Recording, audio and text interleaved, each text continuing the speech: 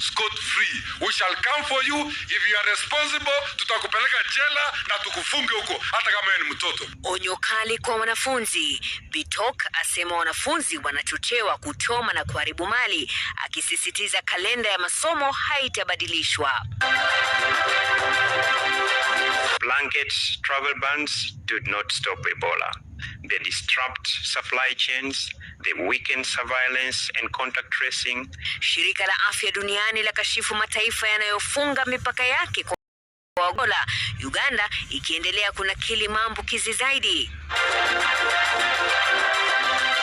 The security of the hotel where the Sheila was working had written that Sheila had fallen from 19th floor and somehow landed on 4th floor, which of course you would ask yourself, how is this? In fact, we saw like it's an arrogant way of talking to us, saying, Matadu. Familia ya Mkenya aliyefariki katika njia isiyoeleweka huko Australia yapinga madai kuwa alijitoa uhai na kutaka uchunguzi wa kina.